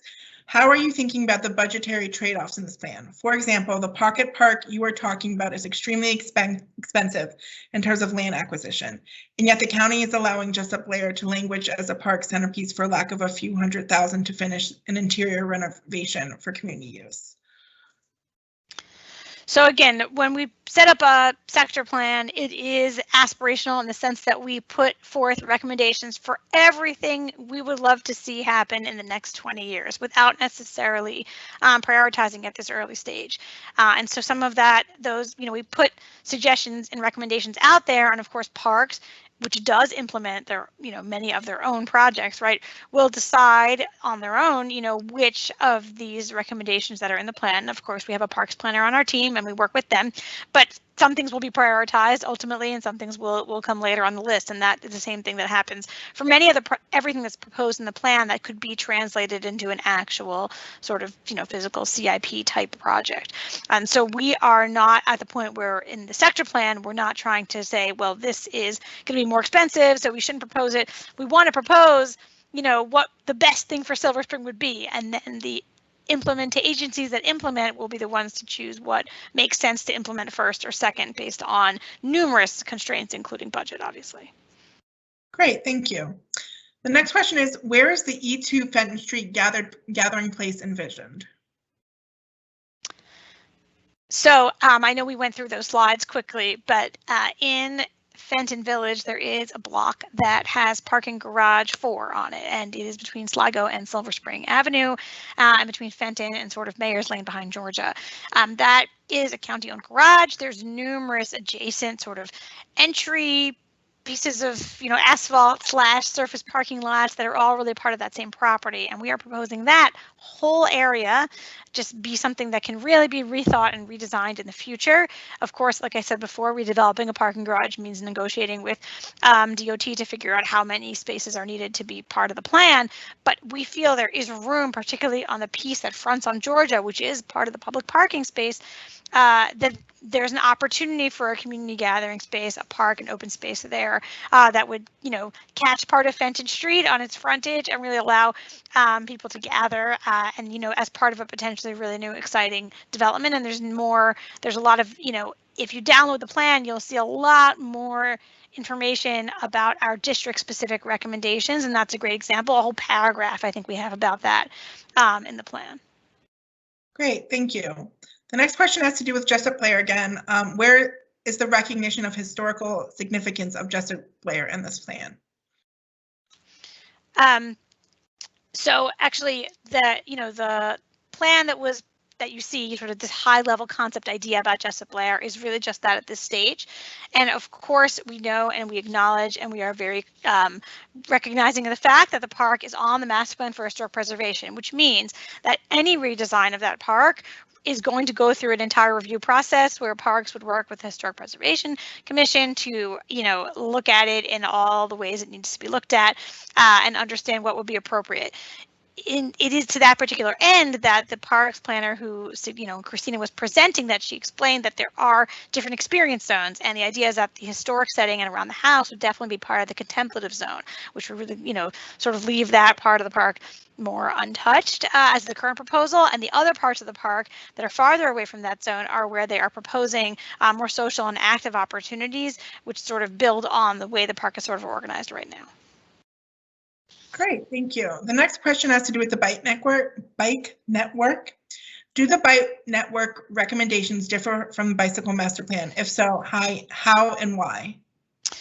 So actually, we confirm the recommendations that are in the bicycle master plan, and then we add some of our own that we've, determined after looking at what the BNP recommended back in 2018 and what the situation is, on the ground and where we think there's even additional facilities required beyond that. So we definitely don't contradict anything that was in the bicycle master plan.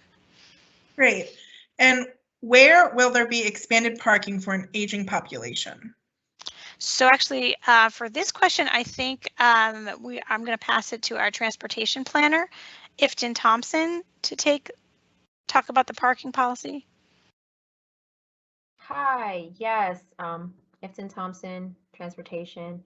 So as of right now, we have not actually recommended to expand parking at all, just because a previous analysis was done that's shown that the plan area has an abundance of parking. However, if you do have any specific concerns about parking in regards to like the aging population, feel free to reach out to me or email me and I can connect you with someone at MCDOT. Thanks, Ifton. The next question says, there are many wonderful possibilities proposed here. Thank you for your work, but I do have concerns unaddressed about access to safe and clean public restroom facilities and design that demonstrates consideration and care for our large and need unhoused population. Could you please address where these are included in the plan? Sure. Again, this is some of those topics that we've tried to include more in our partnership section because as the planning department, we don't have a lot of ability to sort of implement public restrooms or to provide we can recommend, that there be provided additional facilities, and we do, I think, long-term sort of permanent housing solutions for those who are facing housing insecurity. But aside from being able to sort of suggest that, there's nothing we can do from sort of a zoning or a policy perspective that can really implement that. However, as with some of the other topics, we take this opportunity where everyone's focused on Silver Spring and where we're writing a document that is going to be ultimately, approved and adopted, to put language and ideas in about potential partnerships that we think could help sort of move some of those issues forward. I do know that on the public restroom thing is already, there are council members who are talking about this. The regional service center is definitely involved. I think they're already trying to move forward on a solution for that. That will definitely, hopefully move forward before we finish this plan. But to your other point, it is something that we are concerned about, and we try to include as much language as we felt we could in the plan to point to possible solutions or at least partnerships that need to emerge to really take those issues seriously.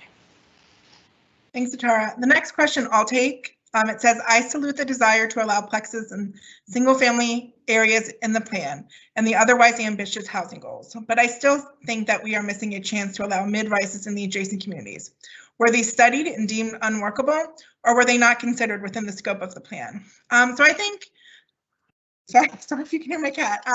So I think it's really important to recognize that the recommendations for the adjacent communities in terms of missing middle housing are the recommendations that are in the attainable housing strategies. We are creating synergy between the two plans because would be really confusing to do otherwise. The attainable housing strategies is about to have its 5th work session at the planning board. And what we have recommended there that has been confirmed by the planning board thus far is we're allowing house scale, what we're calling small scale, duplexes, triplexes, and quadplexes in the interior of our single family neighborhoods. We're allowing mid-rises, we're calling small apartment buildings, stacked flats along our corridors in something we're calling the attainable housing optional method. Those would be places like Georgia Avenue or Colesville. And so that is where the recommendations for the adjacent neighborhoods come for.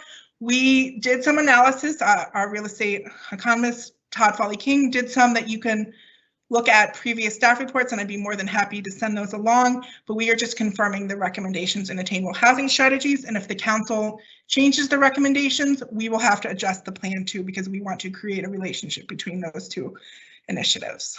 So I hope that was clear. The next question says, I'm sitting at the corner of Georgia and Colesville right now, waiting on my food from a food truck. I hope you didn't get stuck in the rain. Is there an opportunity to use space to create a food truck park where several trucks can vend? Examples exist in Puerto Rico, Dallas, and Denver. So I think there's definitely opportunities for that. I mean, that's sort of something that I think is listed in the plan, or it was definitely discussed in terms of sort of activation and ways to activate spaces, and that's something that's been discussed in many of our visioning sessions with the community. And I think we'd be in support of finding a place where food trucks could hang out in Silver Spring, particularly because it supports local business and it activates the street. So I think those are sort of among the ideas that we support, but it is not necessarily right now. I think it's permitted, and so it's not something that's that we need to but we will look, we can continue to look into it, but I think it's a great idea. Will limits be placed on increased height levels on office buildings in downtown Silver Spring?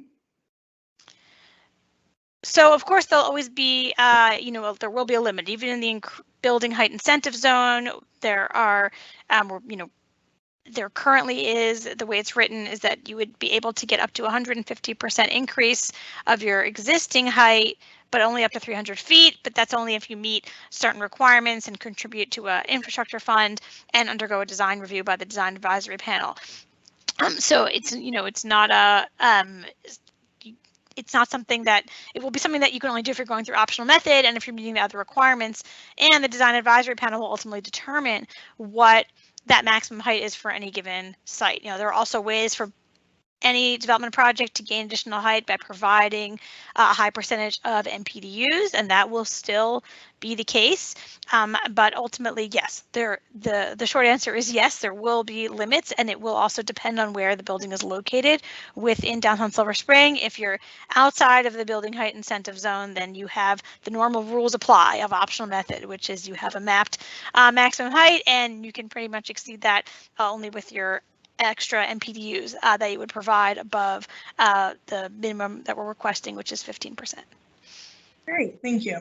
What was the state's response to the county's ideas about making highways in Silver Spring more pedestrian friendly? SHA was involved in many of our conversations and many of our meetings, and they've seen all of our recommendations. They did give us some comments along the way. We incorporated those, and that's this is where we've agreed at. So great. The next question has to do with new connection between Ripley and East West Highway. Is this a public project waiting for a private developer, mixed public-private, or what? And that's something that we that's a great question about how that would be implemented. And it's one of those things that we know would benefit the community dramatically, but also would be a challenge to design and a challenge to implement. On the other hand, if you don't put the big idea out there, then it definitely never gets implemented, right? So, and that's really where we are when we're talking about some aspirational ideas in the sector plan. I will say that we are creating this connectivity and infrastructure fund idea and projects that develop within the building height incentive zone and are looking for that extra height and extra density to fill it will have to make a contribution to that fund. Of course, that would not pay for the whole project, but it would provide sort of seed money for some of these infrastructure and connectivity projects that are suggested in the plan. On the other hand, that could, pieces of that could certainly end up be tied to private development. I think there are numerous ways it could be implemented, and that's something I'm sure we're going to be talking about with the planning board in our work sessions in the future. Great, thank you. How will you achieve your stated goal of preserving mature tree canopy in the adjacent neighborhoods? The current rules don't seem to do enough and need updating. So I'd love to pass this question along to our environmental planner, Tina Schneider. Yeah, hi everybody. Well, the trees are protected under the Montgomery County tree protection laws and the forest conservation laws. So unfortunately, we'd have to abide by those, and that does allow for large trees to be removed if they are replaced. But hopefully the developers as they come in, they would respect the trees. We're asking of that, and we'd like to protect them too. Thanks, Tina. Atara, what are the next steps in getting public feedback on this plan? You're muted. Sorry. Happy to answer that question now, though we're going to definitely get to it soon as we wrap up. So the plan is now in what we call the working draft stage. We're going to present the plan on this Thursday to the planning board. I think it's going to be in the morning. Even if you don't watch it live, you could catch it. It's always recorded. It is going to be a little bit of a longer presentation. We're going to get in a little bit more of the weeds on some of the zoning implementation issues and some of the other recommendations that, sort of the second tier recommendations that we maybe didn't get to include in this presentation. We are going to be requesting that the planning board accept this draft as the public hearing draft and then set a public hearing date. Public hearing date would be at least 30 days after they announce it, so in a little bit more than a month. And then that is sort of the official opportunity for the public to comment. You'll be able to, we'll repost the public hearing draft. Sometimes it includes a little, some adjustments or corrections, and sometimes it's largely the same. And once that gets posted, it will, if you're on our e-letter, you'll get an email about it, and it'll be on our website, and everybody will have a whole month to sort of digest it. And there are methods where you can sign up to testify, either in written or audio or video comment on the public hearing draft, and all that information will be in our e-newsletter. So people are not signed up on our e-newsletter, I highly recommend you signing up. There's a link on our website. We'll put a link in the chat before the end of this presentation. And that's sort of the first opportunity for public comment. Later on in the process, after the planning board finishes working with us on the plan and we have a new version of the plan called the planning board draft, it goes to the county council and they will also set a public hearing. So there will be a second opportunity to comment on sort of the second version of the second revision of the draft, if you will, and that'll be that same opportunity at the county council level. Great, thank you. What are the trade-offs involved in designating the dry cleaner as a historical site, knowing that it's currently zoned for a 3.0 FAR? So I would say that the, in the plan right now, in the plan area, there is about approximately 13 million or so unrealized square feet of development, and that's with the existing zoning. And frankly, we're not necessarily upzoning very many things in the plan. We're just sort of adjusting the zoning to make it more flexible. And so that's it's a little more now. It's in that same range. We're really hoping to do a lot to incentivize the development of the underutilized parcels in this plan, of which there are numerous ones. And that's not even talking about all the different standalone garages that we've identified as future development sites, some of which we know, there's already current interest in. And so, we're not talking about an area that's extremely constrained. On the other hand, so there's a lot of opportunity to develop out there. And I think it's also worth noting that in the current zoning code, there are ways that there's rules about it, but there are ways that FAR can be transferred from one site to another within the current code, in the current CR provisions. And, that's potentially something that site, should it be designated as is recommended, could take advantage of in the future. So that FAR wouldn't necessarily be unused. Great. Crossing Georgia and Colesville is a daredevil proposition for a pedestrian. How can we make these roads safer? So we have several recommendations about protected crossings, and actually I'll pass it to Iftin again so she can maybe talk about the different types of protected crossings, and we are recommending them throughout the plan, including on those roads that are difficult to cross.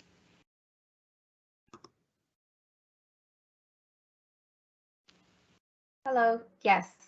So yes, we do have several protected crossings that we are currently recommending within the plan.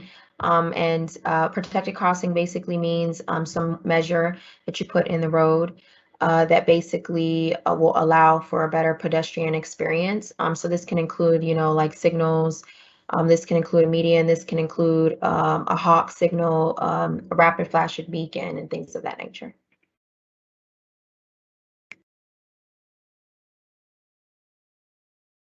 Great. Atara, when will the developer move forward with the Blair's project, which could mean hundreds of new housing units? That's true, and we hope that plan for the Blairs does get implemented, as we've sort of supported it in this plan. I don't know the timeline, off the top of my head, but I know that they're, hopefully they will move forward, hopefully after we finish this plan. Great. Is it possible to incentivize driveway loops as part of setbacks, such as the ones at the Cameron, the Verdian, the Bennington, and several buildings in Bethesda, to help keep the streets narrow while also creating more space in front of buildings for pickup and drop off and open space? So actually mentioning pickup and drop off is a great thing to bring up, and something else that I think it's worth mentioning that I think it maybe was glossed over in this presentation, but there's a little bit more about it if you download the working draft in the parking and loading section. The planning department is currently working on an urban loading study looking at how to make drop off and pickup and loading work better in a sort of dense urban area. And so that study is going to have a bunch of recommendations.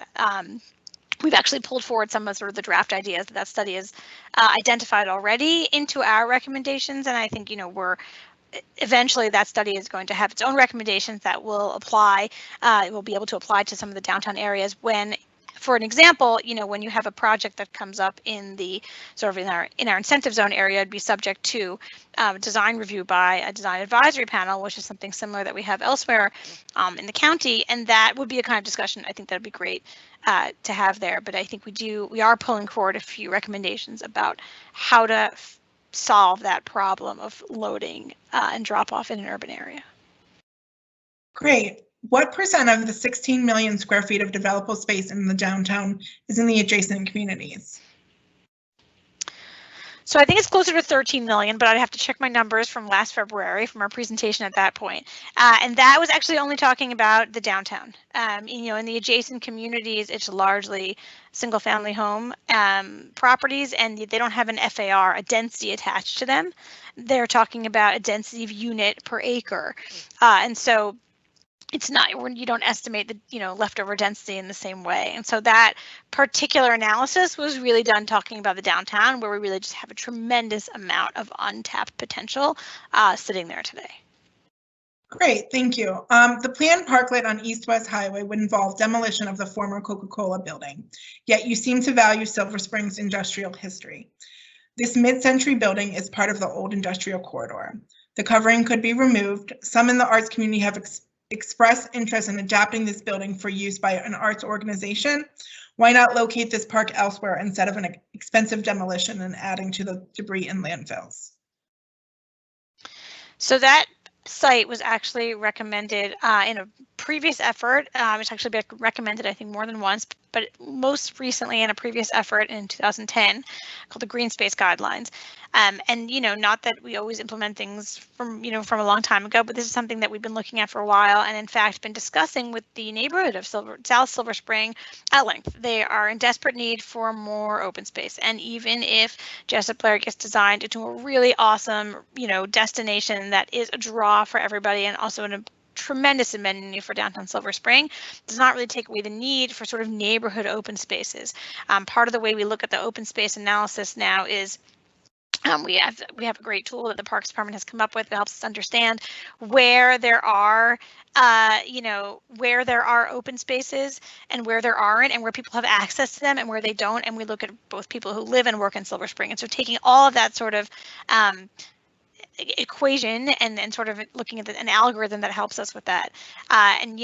We identified that this site is a great site for a park. At the same time, that building was actually evaluated by our HP staff. They did do an internal evaluation, and when they looked at comps, as they often do, regional examples around, and looked at this, the determination was that this building was not necessarily one that still retained its historical integrity. There was a lot of changes that have happened to the building over time, and while we acknowledge the site and we know its history and we've talked about it, and the design of that park is totally totally undetermined at this point. There will be lots of opportunity, perhaps even opportunity for local artists to get involved. There's just a lot that could happen in that park, and we think that bringing a green space to that area would be just a tremendous asset for the community.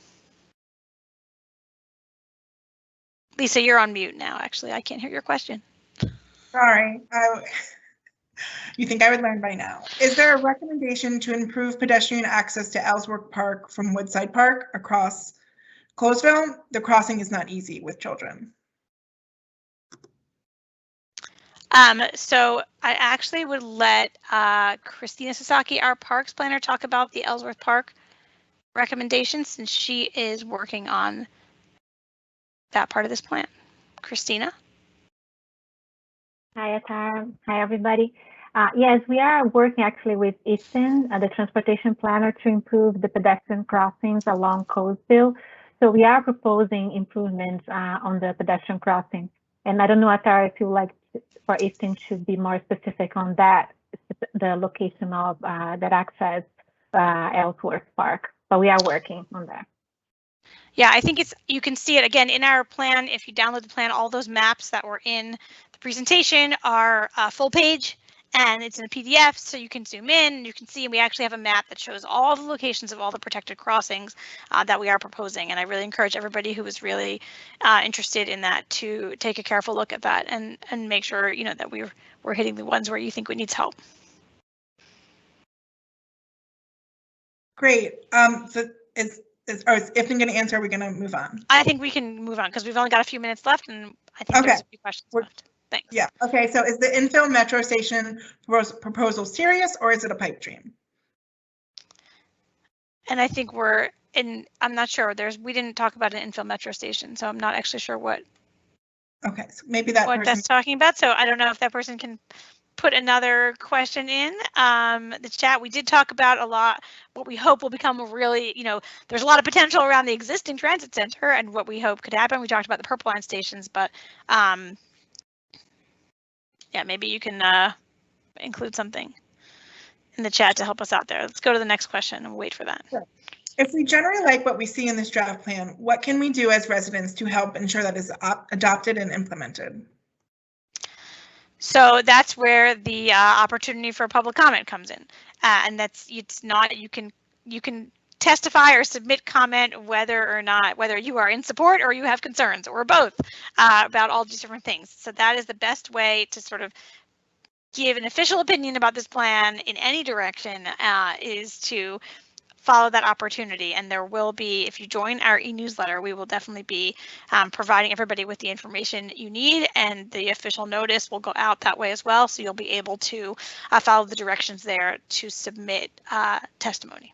And it can be submitted via email. You don't have to show up to testify. Sure. The next question is, are you going to increase any of the mapped heights in the height incentive zone? Our site is 145 feet, but surrounded by property zone for 200 feet. So if you have to look at, there's actually 2 height increases. And this is, again, getting into the weeds, and we're going to talk about this with the planning board. So I encourage people who are focused on specific properties to join us there on Thursday. There is a initial base height increase that is applied to all the CR parcels, I believe, in the plan. If the properties that have a T translation zone at the end now, which is sort of a translation from the old zoning.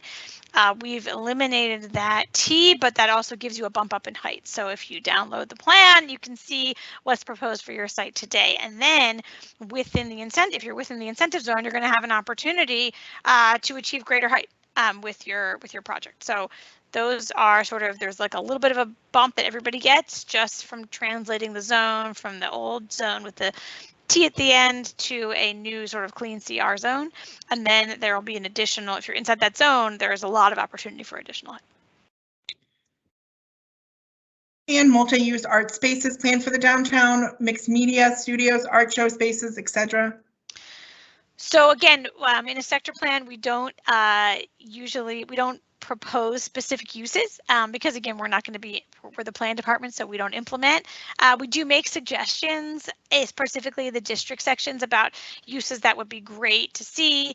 You know, everything is pretty much allowed to be mixed use. One of the great things that we're doing is suggesting that all parcels can be all C or all R or whatever the market demands at the time. And so you can, it's a lot more flexibility in terms of the uses that can go into any development. And we do talk about how important the arts are to Silver Spring, but again, we don't make specific recommendations like this space should go here types of things, because we need to leave it up to the market if we want things to actually happen. And we're definitely not the agency that builds buildings.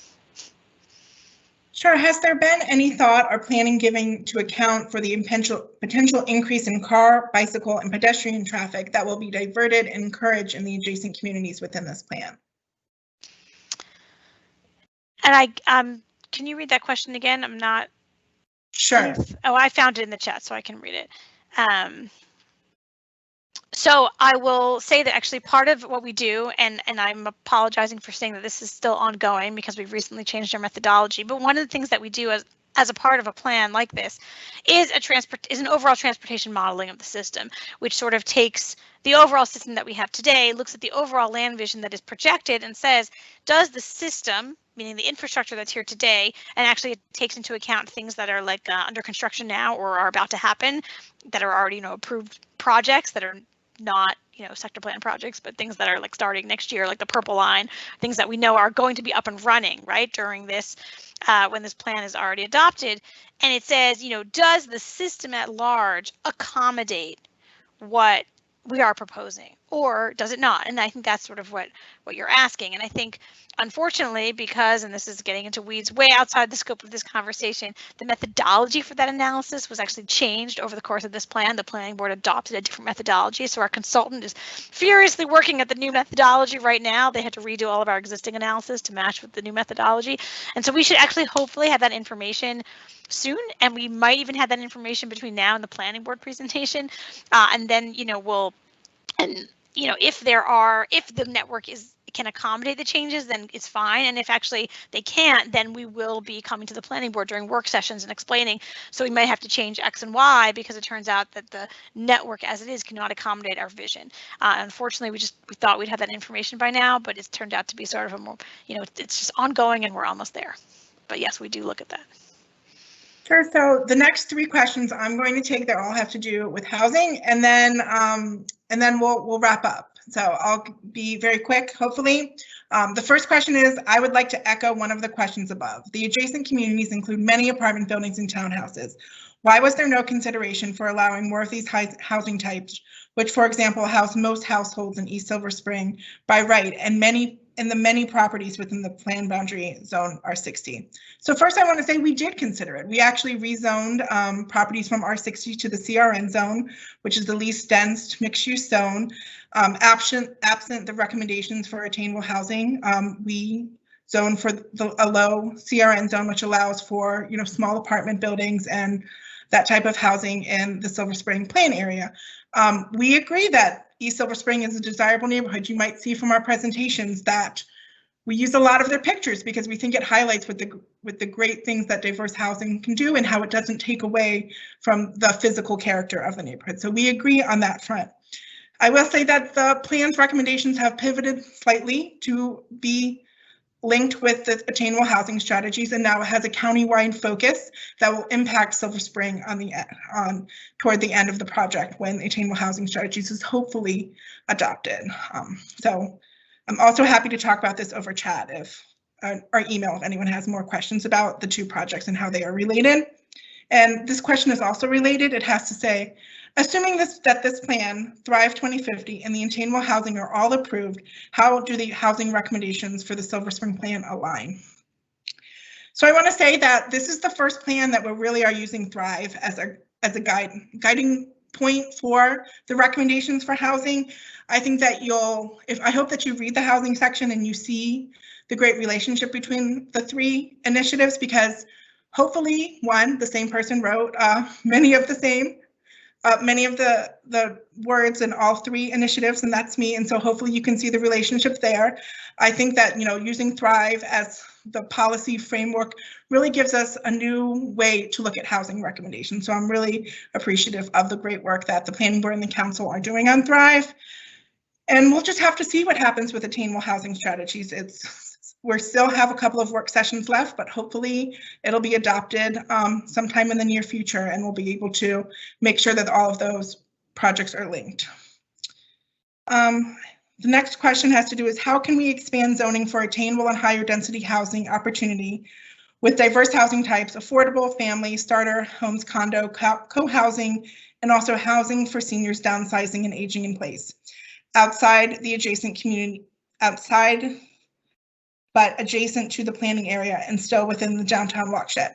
So there's a couple of ways that we can change zoning. We could have a countywide zoning text amendment that changes the standards, or it changes, or it creates a new zone that allows these types of things.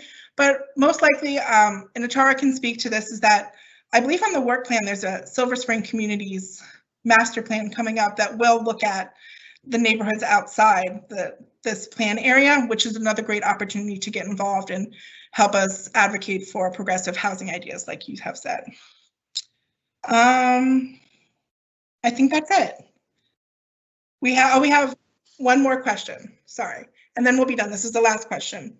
If it's more pleasant and easier to safely walk or e-scooter to get around in the planning area, can we expand the boundary for higher density zones to a 1 mile or more distance to major transit? Thinking here about expanding further east on Thayer Avenue or Silver Spring Ave, which are both very walkable and connected to the downtown.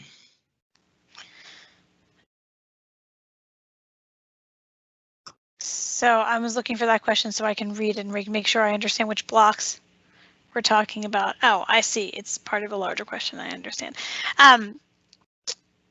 So I'll say that we can't expand the boundary of the sector plan any more than it is right now. That's sort of an accepted thing that happens at the very beginning of the plan process, and that boundary is set at this point. There's nothing we can do about that, and so there's still opportunity for us to think about differently about things within the boundary of the plan, and I'm not really sure if that's what the question is addressing, going farther inside the boundary and just going towards that edge of the boundary on East on Thayer and Avenue in Silver Spring. And so I'll say that at least in those first blocks, again, we've taken the step of proposing a new zoning for those first blocks that are sort of adjacent to Fenton Village, which would allow more types of housing in those blocks. But in terms of being able to move the boundary of this plan at this point in the process, that is not something that we can actually do within the planning process. But as Lisa said, in at least a few years on the work plan, we are going to be taking another look at the plans that cover the rest of sort of the larger Silver Spring area, which actually were also written in 2000, about the same exact time as the former Silver Spring CBD plan that was the predecessor to this plan.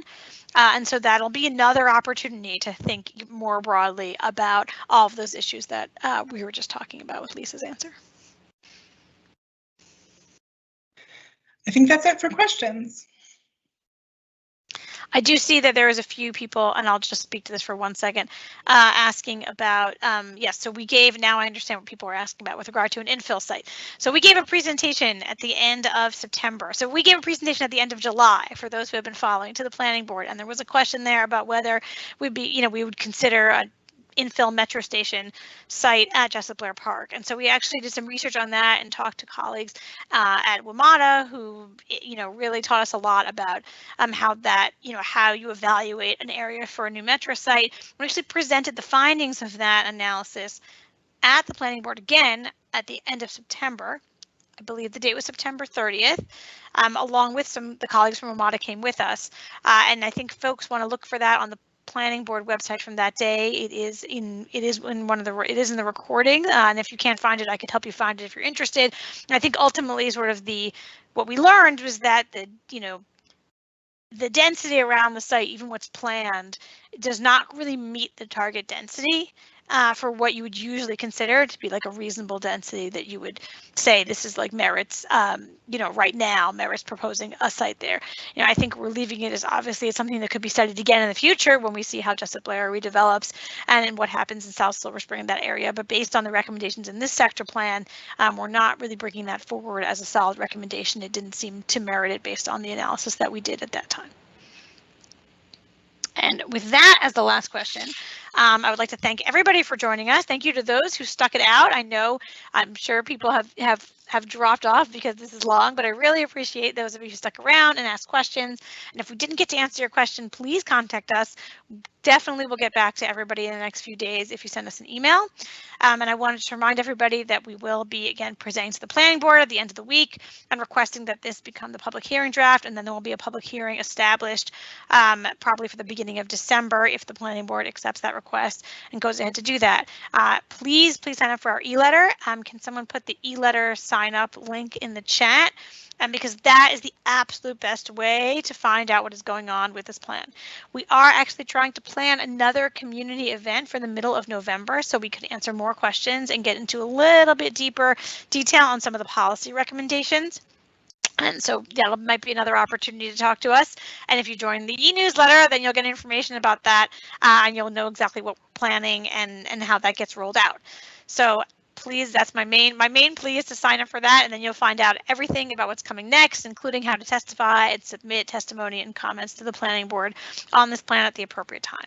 Thank you again for spending a few hours with us, and I hope the team's platform was working okay for everybody. And we really appreciate your investment in caring about the future of Silver Spring, and we hope you all have a great night.